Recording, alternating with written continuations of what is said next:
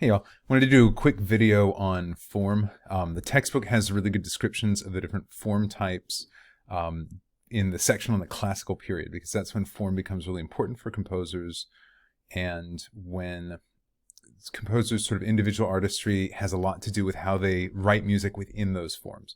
But I wanted to say generally that form seems kind of like an arbitrary, complicated thing. And when you're talking about music that's several hundred years old and that's not familiar to general audiences today, it is kind of arbitrary. But that we think about form and we kind of process form when we hear music all the time, kind of without knowing it. And it's because so as an example, if I were to ask you to think of your favorite song by your favorite artist, you could probably hear it in your head now. And if I asked you, okay, I want you to think about the chorus of that song, you know probably what part of it I'm talking about.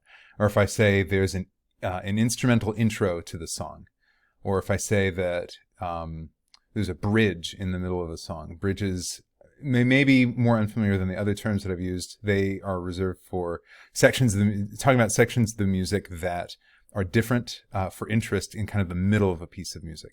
So anyway, these terms, when you're talking about form, are things that we don't think about as, yes, I have listened to a song by Taylor Swift and I have analyzed the form of this song. But if I say to do, imagine a song by her and think about the chorus, that you probably know generally what section of the music I'm talking about.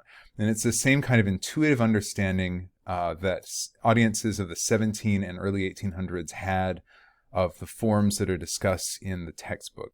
Audiences would have encountered those forms in lots of the music that they listened to, and they wouldn't be able to sort of piece by piece go through a piece of music like the textbook does, but they would generally know sort of where they are within the form of a movement just by exposure to lots of different pieces of music written in those forms.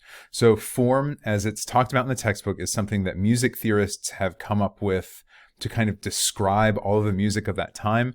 It's not a sort of template that composers worked with, and it's certainly not something that the audiences of that time would have had a scholarly sort of intellectual understanding of what's going on. But it's something that they would have intuitively understood because they were familiar with it, because a lot of the music they listened to used those forms, just like we as audiences now are familiar with the choruses of a song, the verses of a song, because songs nowadays are written generally in the forms that use those form parts.